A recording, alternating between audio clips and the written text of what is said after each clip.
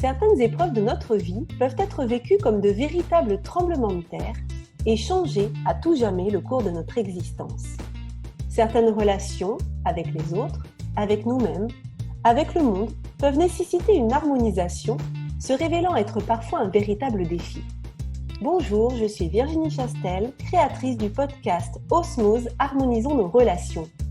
Je vous propose tous les vendredis une aventure audio vers la découverte d'une personne qui m'a partagé son histoire, ses épreuves et les actions mises en place pour retrouver son équilibre et son énergie. Aujourd'hui, je reçois Hélène. Elle nous expliquera comment elle a trouvé la magie d'être soi. Elle nous parlera confiance en soi, intuition et engagement envers soi-même. Osmose, le podcast qui harmonise nos relations, épisode 3.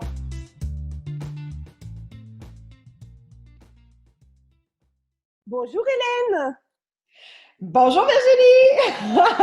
Écoute, je suis ravie de te retrouver aujourd'hui dans le cadre de mon podcast où on va parler relations aux autres, relations à soi, relations au monde, à l'environnement. On va voir aujourd'hui ce qu'on va découvrir avec toi. Et sans plus attendre, est-ce que tu peux nous dire qui tu es? Oui, tellement! Je suis dans une excitation vraiment de cette invitation-là, de pouvoir partager mon expérience, en fait, un peu un parcours de vie avec toi, Virginie, du Québec, évidemment. Oui, vous avez entendu l'accent, là, on est parti de l'autre côté de l'Atlantique au Québec avec mon amie Hélène. Ah oui, tout à fait. Alors, je me présente, je suis Hélène Benoît, j'ai 41 ans. J'ai pas d'enfant. Par contre, je suis une amoureuse de l'humain.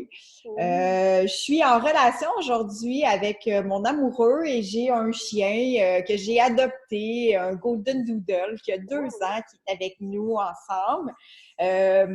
Je suis motivatrice et leader d'inspiration en pleine conscience aujourd'hui dans ma vie. Alors, où est-ce qu'on se parle présentement? Alors, voilà, c'est ma présentation. Eh bien, écoute, on est tous motivés à fond pour t'écouter. Alors, vous ne voyez pas l'image parce que là, on est dans le cadre d'un podcast, mais si ça avait été une vidéo, vous auriez vu Hélène avec sa baguette de fée et je vous incite vraiment, Hélène Benoît, à aller voir sur les réseaux sociaux pour aller voir sa tête et sa baguette.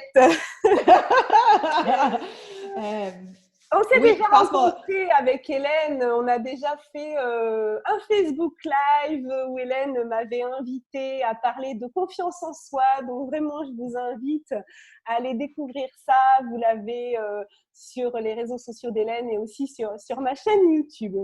Alors aujourd'hui, on se voit pour une autre thématique qui va être effectivement tout ce qui tourne autour des relations. Est-ce que tu pourrais faire un petit retour en arrière dans ta vie et nous parler de problèmes que tu as pu rencontrer à ce sujet? Bien, en fait, oui. Pour le bien de l'exercice aujourd'hui, mon cheminement a fait en sorte que c'est quelque chose qui était hyper important. Puis, du pourquoi on a parlé de confiance en soi, c'est que justement, je manquais de confiance en moi. J'avais pas beaucoup d'estime de moi-même.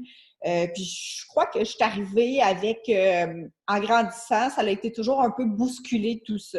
Ce qui a fait en sorte que dans mes relations, comment ça s'est passé, c'est que j'avais besoin d'être aimée. J'avais besoin de me sentir utile, de pas me sentir rejetée, vraiment d'être acceptée, puis je faisais n'importe quoi. Puis, tu sais, quand je dis n'importe quoi, là, c'est pour me rendre utile, pour me faire aimer. Quelqu'un me demandait de l'aide, je disais oui. Est-ce que c'était à l'encontre de ce que moi, j'avais le goût? Probablement, souvent. J'avais besoin de faire partie, puis là, j'ai dit le mot « besoin », puis il est vraiment important, ce mot-là, parce que c'est ce que j'ai senti à l'intérieur de moi, c'était un besoin. Après, j'ai fait une réflexion là-dessus, mais j'avais besoin de faire partie de la gang, de faire partie du clan. Aussi simple que si, exemple, on parle dans le milieu familial, quelqu'un avait un appel, puis il raccrochait sans nous partager avec qui il a parlé. J'étais peinée à l'intérieur de moi. Ah oui. Oui, de dire, ben voyons, il ne m'inclut pas dans ce qui venait de se passer. Oui. Puis, fait que le sentiment de rejet, le sentiment d'abandon, le sentiment de ne pas faire partie d'un clan était hyper présent à l'intérieur de moi. Donc, il y avait des sentiments de quoi? Tu étais triste? Tu vivais de l'injustice? Au niveau émotionnel, qu'est-ce qui se passait en toi? Bien, émotionnel, là, je me sentais hyper isolée. Je me sentais à l'intérieur de moi, là, j'avais tellement... C'était vide. J'avais toujours l'impression qu'il y avait comme un trou, qu'il y avait comme un vide. J'essayais de le remplir par toutes mes actions, mais c'était tellement triste, puis j'étais hyper émotive. Pleurer, là, ça, c'était normal. Hélène, elle pleurait tout le temps. Tu sais, autant que tu dis, j'ai une énergie aujourd'hui hyper pétillante. Effectivement, on a peine à croire. Tu passais ton temps à pleurer. Mais cette énergie-là pétillante, elle était là. Mais ça arrivait tellement souvent que j'avais le trémolo, que c'était pesant sur mes épaules. Puis émotionnellement, là, j'étais épuisée, fatiguée. Je faisais des siestes dans mon après-midi. Un peu plus tard dans ma vie, tu sais, j'étais à mon compte en graphisme. Oui. Puis pas rare que je prenais 1 heure d'après-midi pour aller faire une sieste parce que j'étais épuisée, j'étais fatiguée. De mettre tous ces efforts à donner, c'était épuisant. Puis tout en réussissant pas à remplir ce vide-là intérieur. Ça veut dire que dès l'enfance, en fait, tu avais, donc, c'est ça, dès l'enfance, hein, dès la petite enfance, ce besoin d'être aimé, de se rendre utile, et ça t'a poursuivi, c'est-à-dire que ça a traversé l'adolescence, ta vie de jeune adulte, et qu'au moment où tu étais salarié, donc déjà adulte, tu étais encore dans cette situation de cet épuisement de devoir te remplir. C'est ça, parce que tu disais, je remplissais le vide en allant chercher à l'extérieur. Exactement. Oui, exactement. C'est remplir le vide à l'extérieur. Tu sais, j'allais chercher, puiser dans est-ce que je peux me rendre utile? Puis oui, dans la petite enfance, c'était si je voulais me faire sentir inclus. Souvent, j'étais isolée. Souvent, je me faisais pas inviter. Puis probablement, c'est ce que je vibrais, ce qui faisait en sorte que c'est les choses qui arrivaient autour de moi. J'étais à quelque part, je donnais un petit brin de lumière. Puis après ça, je repartais. Je restais pas à quelque part très, très longtemps dès ma petite enfance. Tu sais. Puis après ça, par la suite, ben, dans mes relations amoureuses, parce que je mets ça entre guillemets, parce que c'était très difficile, j'étais en sauveur du monde. Parce que quand on essaie de remplir notre plein, exemple, notre vide, là, on donne beaucoup. Alors, si je pouvais sauver cette personne-là ou l'aider, contribuer à sa vie en m'oubliant moi, je me sentais tellement utile. Mais ça faisait pas un engagement à très long terme. Puis en fait, c'était aussitôt que la personne commençait à mieux aller, moi, je partais. Et oui, je faisais parce le que rejet. Toute ta mission que tu t'étais donnée de sauver cette personne, une fois que c'était fait, en fait, tu te sentais plus utile, donc il n'y avait pas d'engagement pour la suite parce que la mission était faite, quoi. Exactement. Puis, je trouvais tous les moyens pour m'éjecter, me rejeter de cette relation-là aussitôt que ma mission était terminée. Donc, tu pratiquais l'auto-sabotage. Oh, très, très bonne là-dedans! Ah oui, ça, c'était une de mes grandes forces. Puis, l'engagement, je ne l'avais pas envers moi-même, ce qui faisait que c'était difficile de l'avoir envers les autres.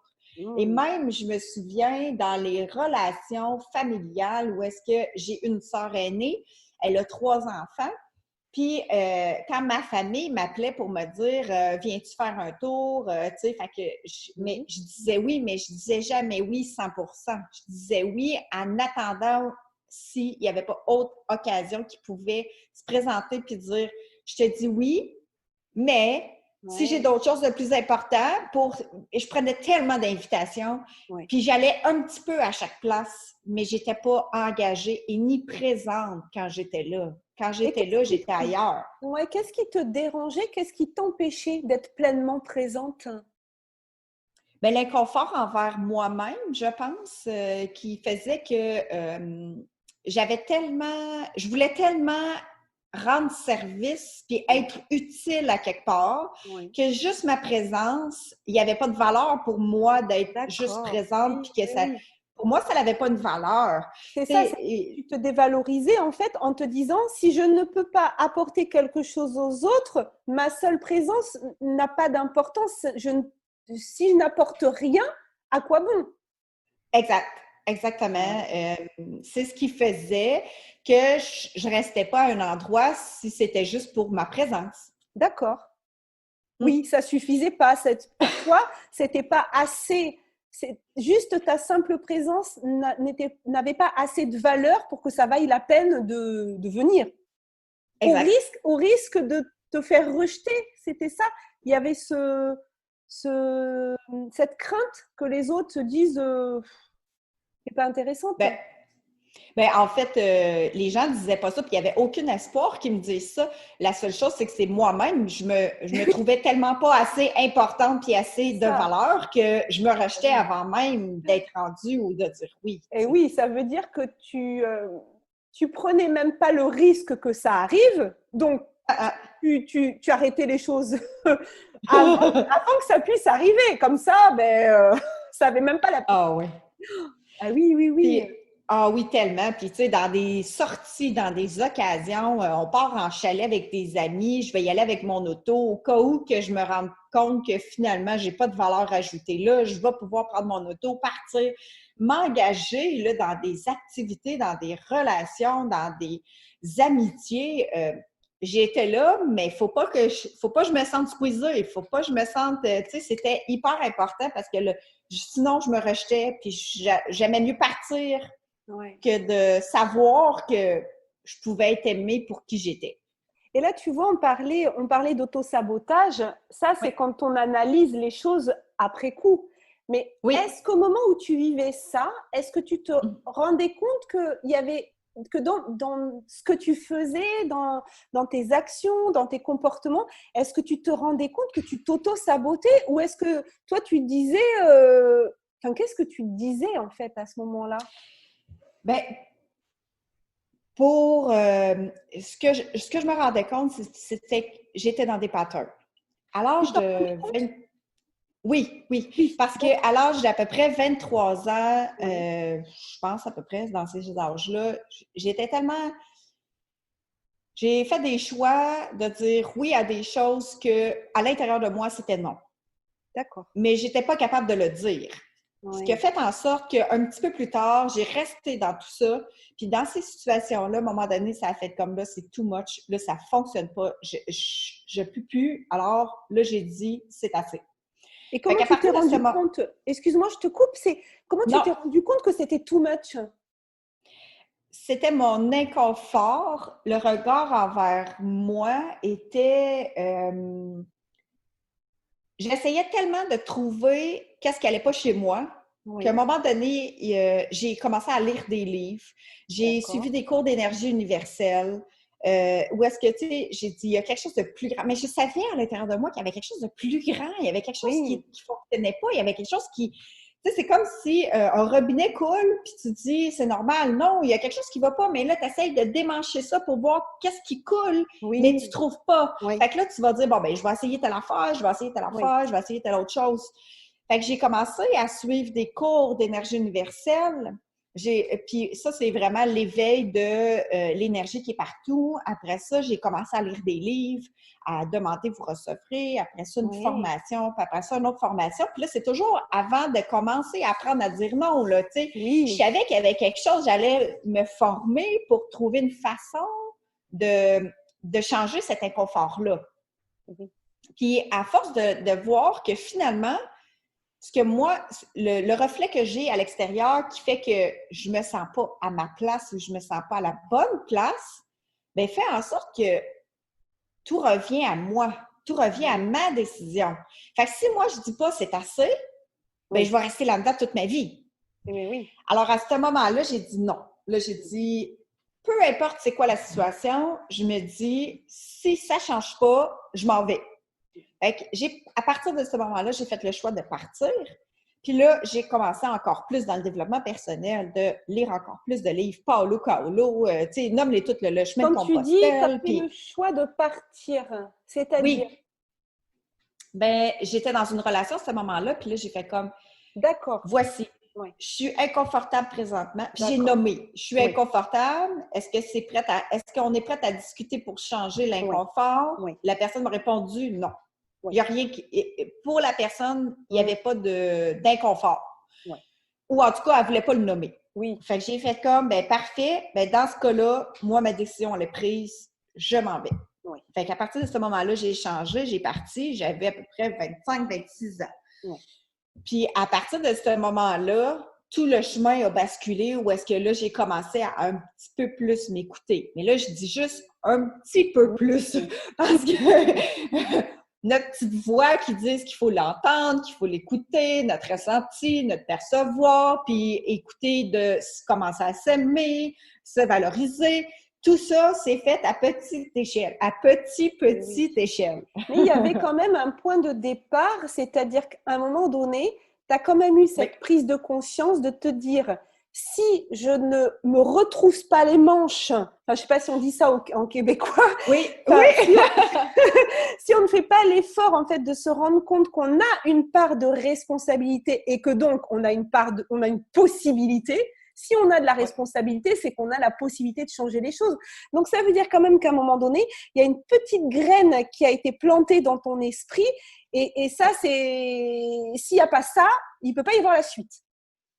Donc, exactement. Commencer à avoir cet éveil, enfin, en tout cas, cette conscience qu'on peut changer les choses et qu'on a cette responsabilité. Et là, ça a commencé, en fait, à germer.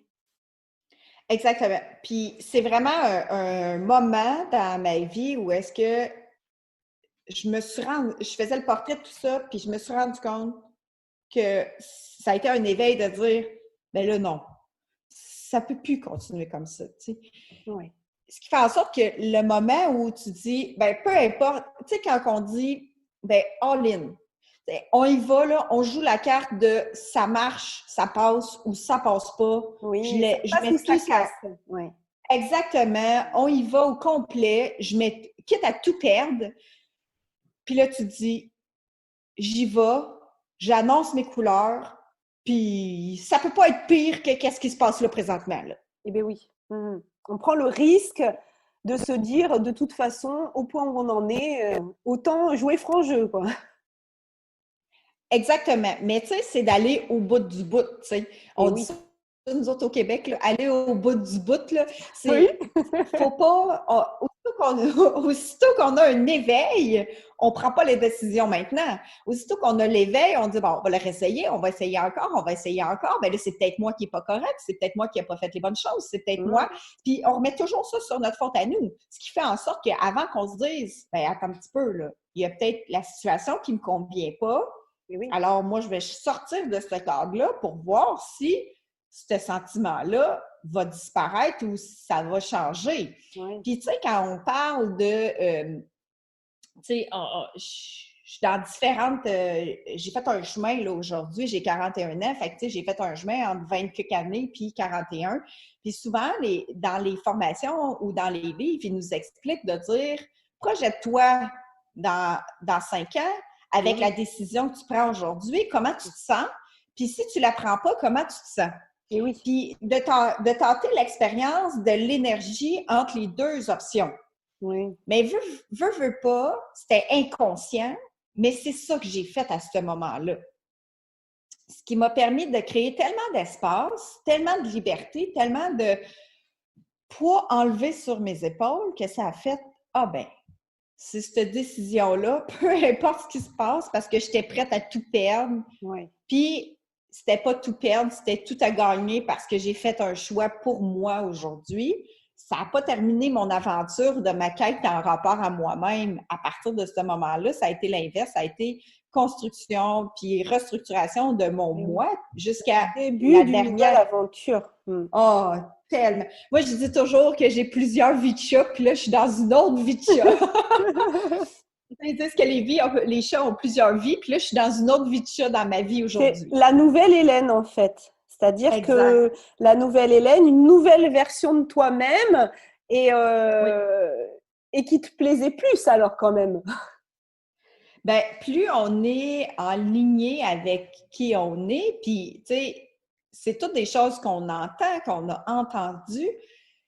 Puis si je le simplifie, c'est plus on se retrouve avec les valeurs qui sont en nous, mais que des fois on a perdu, on a empoussiéré. Oui. Plus on dépoussière qu'est-ce qui a pu nous mettre dans des états plus émotifs ou avec des sentiments de vide, plus on est en équilibre avec soi, plus on est heureux, plus on est épanoui, plus on est en énergie, plus on est dans l'expansion de qui on est. C'est ça. Encore faut-il faire ce travail de dépoussiérer les choses et d'aller retrouver l'essentiel. C'est un travail, ça ne se fait pas comme ça.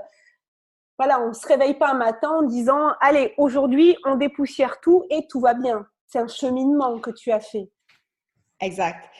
Puis le grand cheminement, c'est plus j'avance dans mes années de développement de mon aventure de moi-même, plus je réalise et je renforce ma capacité à choisir, ma capacité à m'engager envers moi-même. Le plus grand engagement que j'ai fait, c'est envers moi, de me dire, tu écoutes ce qui se passe à l'intérieur de toi. Parce que moi, j'avais on a toute notre petite voix, on a toute notre intuition, notre conscience. Puis moi, j'y mettais une belle grosse cloche à gâteau dessus. Là. Tu sais, quand on en verre, super épais. Là, puis ma voix, elle parlait, même, je l'entendais même à travers cette cloche à gâteau-là. Autour de mes 30 ans, 33 ans, je l'ai brisée. D'accord. Mais oui, puis là, j'ai commencé à l'entendre un peu plus. Un peu plus. Mais c'est comme si c'était sourd encore dans mes oreilles. Jusqu'à ce que j'ai fait des tests. J'ai dit, j'y vais pareil, même si à l'intérieur, ça me dit non. Comment je me sens? Oh, ça allait pas bien.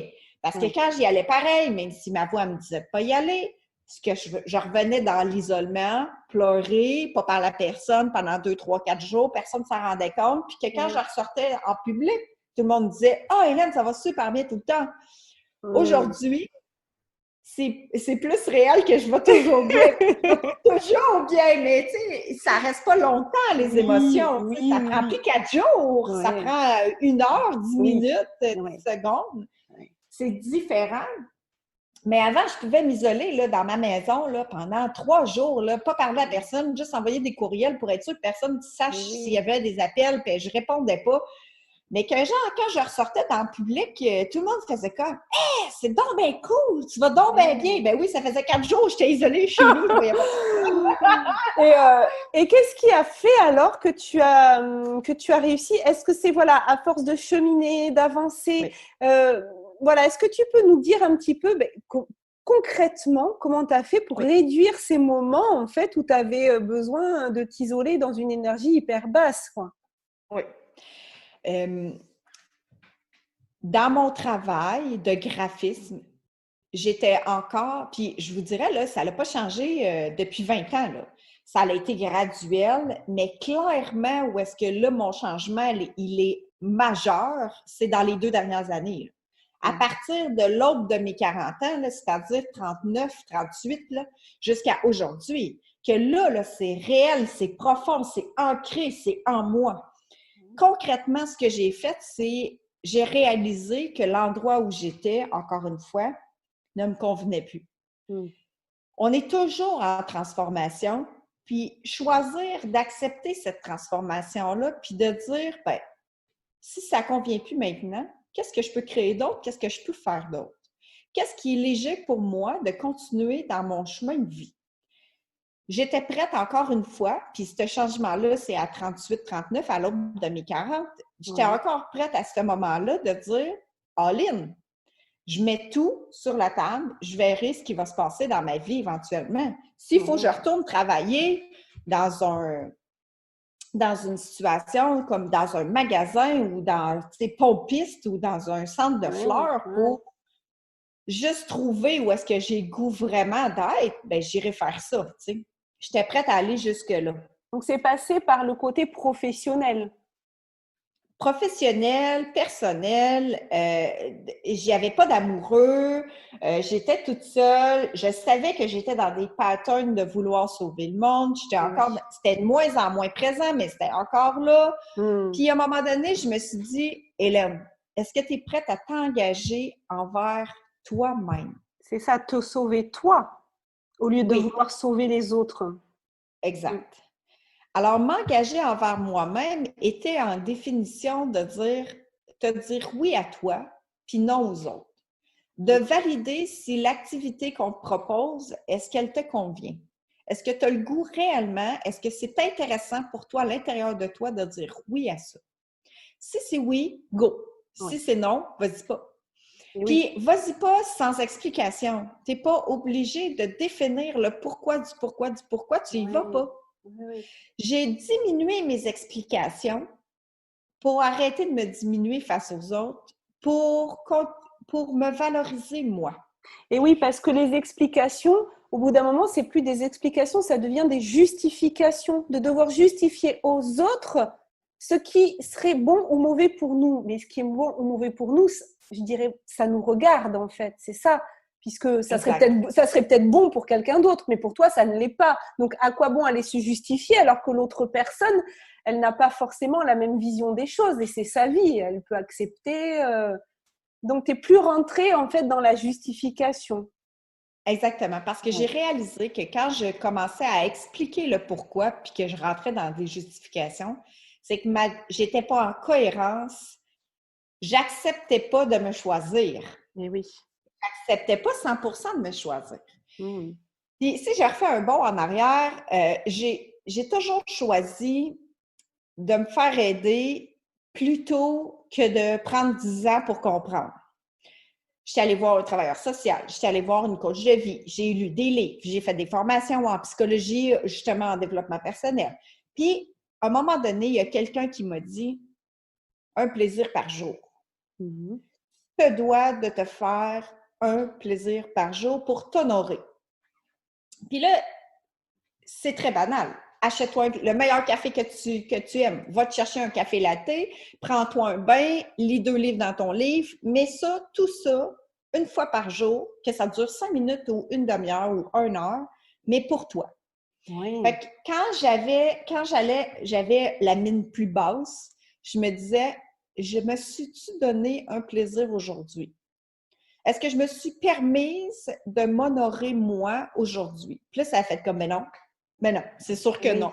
Oui. Fait que là, ça me prenait un temps de recul pour après ça choisir de dire, OK, qu'est-ce que je peux faire là présentement pour moi? Oui. Puis ça pouvait être juste une pause. Oui. Ça pouvait juste être un moment d'arrêt pour dire, prends le temps de respirer, puis va t'étendre 5 minutes, puis après, tu continueras. Mais ces 5 minutes-là étendues dans mon lit, parce que moi, je cocooning, tu sais, j'aime ça, là, tu sais, je fais la lecture dans mon lit, tu sais, puis ce moment-là, c'était libérateur. C'est comme si la pression venait de tomber. Oui. Alors, le plaisir par jour, c'est un des éléments dans lequel j'ai commencé à m'honorer et me gratifier moi. Puis l'autre chose que j'ai mis en action, ça a été de me regarder. De me regarder dans le miroir, un peu ce qu'on a parlé dans notre confiance en soi, ça a été un des éléments hyper déclencheurs. Je me vois, mais est-ce que je me vois réellement? Oui. Puis de me regarder dans le miroir, puis de me dire « Wow!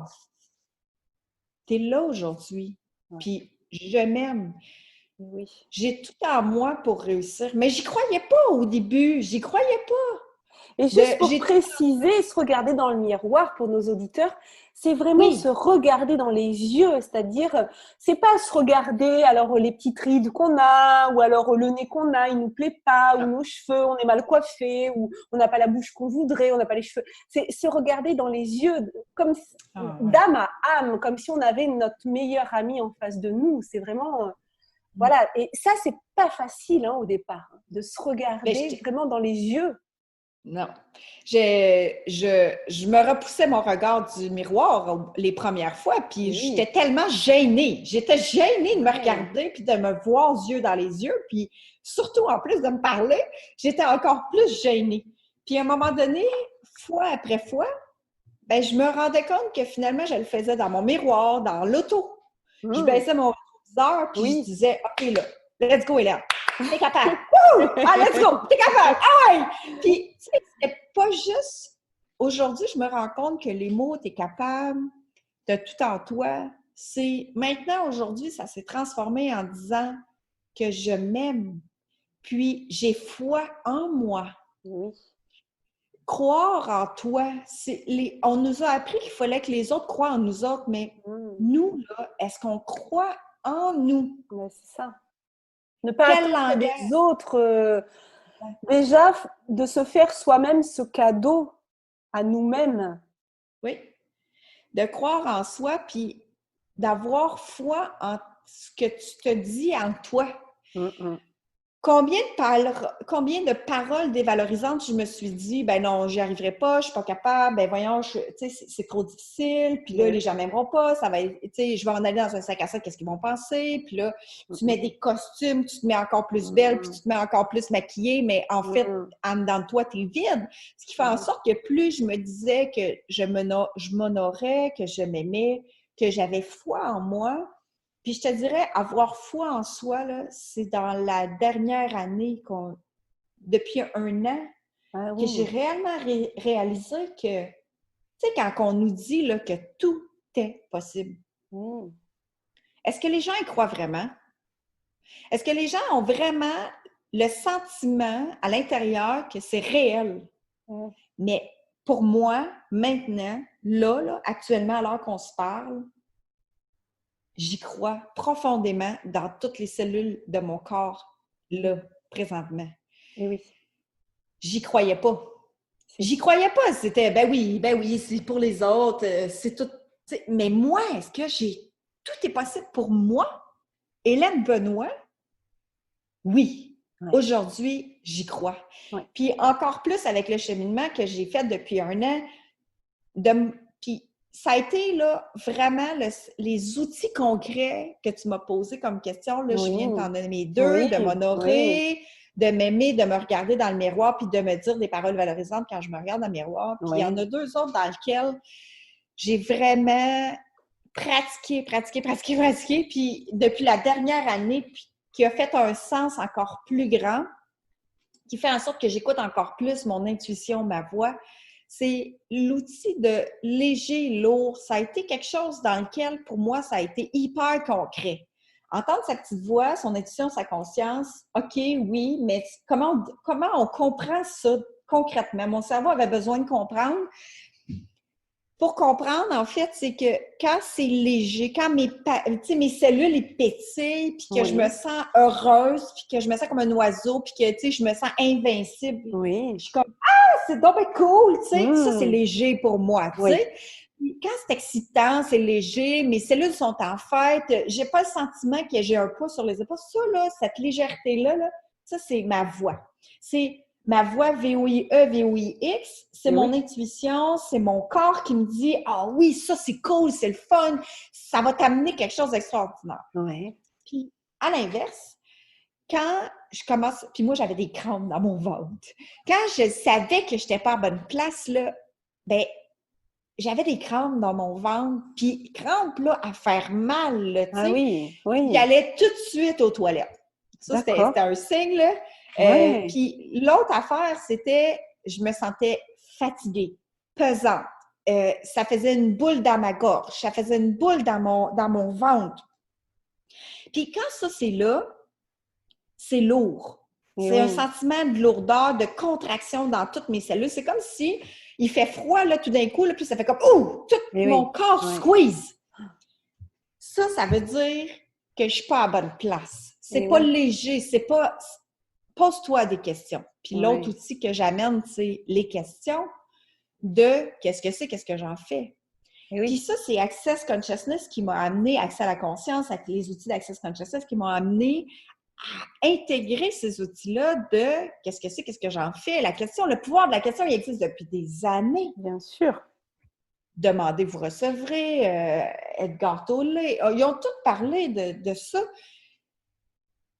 Avec les outils d'Access Consciousness, je les ai saisis, je les ai compris. C'est comme si on m'avait donné une recette hyper simple pour dire, ben c'est ça. Puis là, je vais comme, ah, tellement.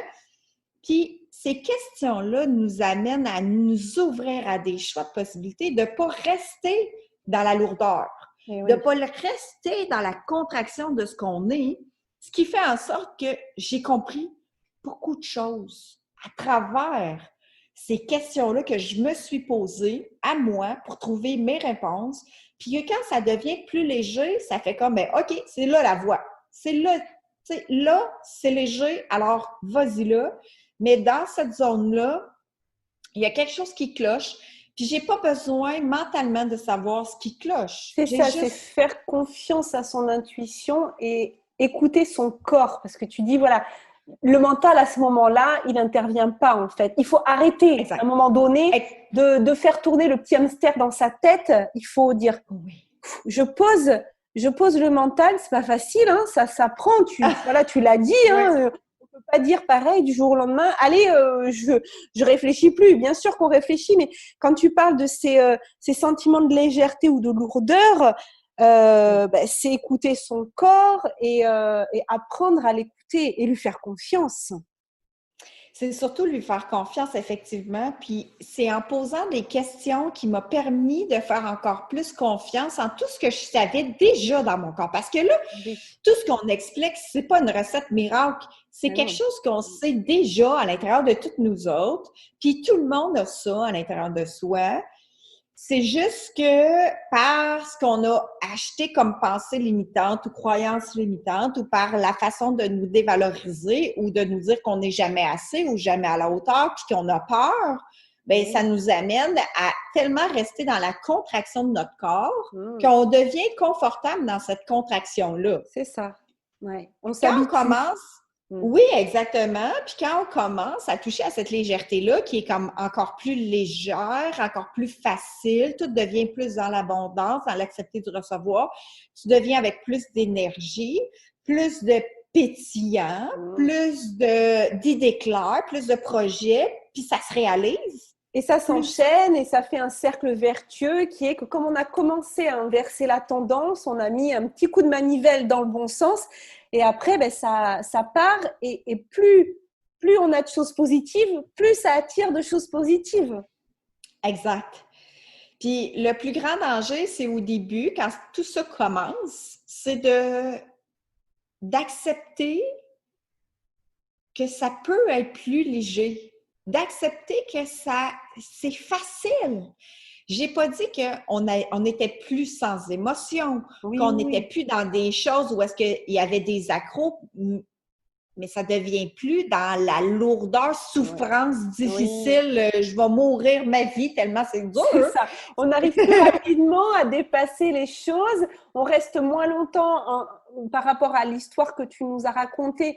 Du coup, toi, tu restais moins longtemps dans ces situations-là où tu avais tes émotions qui débordaient, où tu voulais pas voir les autres parce que tu voulais pas leur montrer cette part de toi qui pouvait être moins fun. Oui, exact. De rebondir plus facilement et peut-être, tu parlais de légèreté, c'est-à-dire d'y mettre moins d'enjeux, c'est-à-dire c'est pas si grave que ça et ça va passer. Puis on voit plus facilement les solutions, on trouve plus facilement la voie qui nous sort de la situation où on trouve des réponses plus rapidement dans l'énergie ou dans l'univers, dans ce qui nous arrive en fait. Alors c'est rien d'abstrait, tout concret, mais en même temps, il y a, moi j'appelle ça la magie d'être soi, puis c'est pas une formule magique, c'est écoute, de s'écouter. Puis de s'écouter, c'est en voyant comment ton corps réagit, puis en posant des questions à ton corps pour pouvoir te rediriger vers la voie la plus légère toujours. Fait que, concrètement, c'est les outils que j'ai utilisés puis que j'utilise qui fait en sorte qu'ils m'ont amené à une légèreté, à une facilité, une simplicité dans la vie parce que faire simple, puis être simple, j'ai toujours dit que j'étais ça. Mais quand j'étais toute seule chez moi, ça devenait compliqué par les paroles dévalorisantes que j'avais envers moi, en fait. Puis plus j'avance puis c'est-tu l'expérience ou le choix? En fait, j'ai fait le choix de me construire, de me nourrir, de me guérir de blessures du regard des autres pour retrouver la magie qu'il y a en moi, que je sais qu'elle est là, puis je sais qu'à des moments, elle était très présente, Mais ce qui prenait le plus de place, c'était les moments où c'était lourd. Parce que quand c'est lourd, quand on a des épreuves, c'est là qu'on a mis le plus de focus. Puis c'est ça qu'on se rappelle tout le temps. Et là, maintenant, les épreuves difficiles, ils sont tellement plus légères que finalement, je vois les belles choses, j'attire des gens avec des énergies qui ont le goût d'avancer, de changer, de se transformer.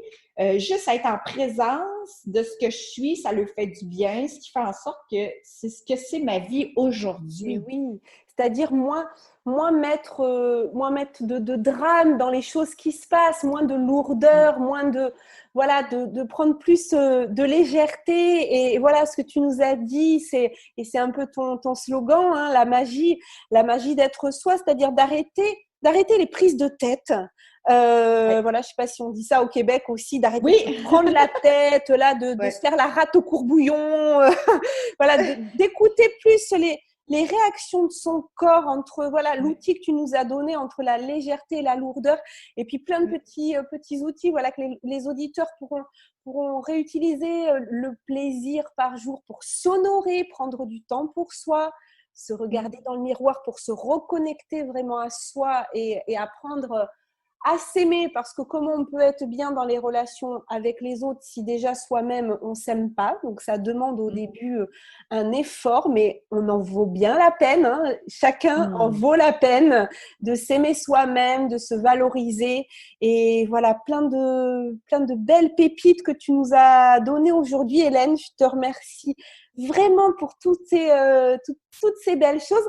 Est-ce que tu avais autre chose que tu avais envie de nous dire? Ben, on a déjà dit beaucoup de choses, hein? Oui! Mais une dernière chose qui pourrait être constructive, c'est que sans aucune prise de conscience, rien ne peut changer. Ah, mais c'est sûr. Ce qui fait en sorte que chaque petite prise de conscience que tu apprends ou que tu perçois ou qui vont éveiller quelque chose en toi, amène-toi à dire que ce petit pas-là va t'amener dans une autre direction. Tu sais, l'image qu'on a d'un grand voilier qui change juste 5 degrés de son parcours va complètement arriver ailleurs à destination. Alors, est-ce que tu es prête à t'honorer puis à t'aimer pour t'engager envers toi-même? C'est ça. Ouais. Et s'engager. Pour retrouver la magie qu'il y a en toi. Et là, je vois ta bague. Alors, je vous assure, les auditeurs, je ne vois pas Hélène. Hein. On s'est vraiment mis en condition du podcast. Je ne la vois pas.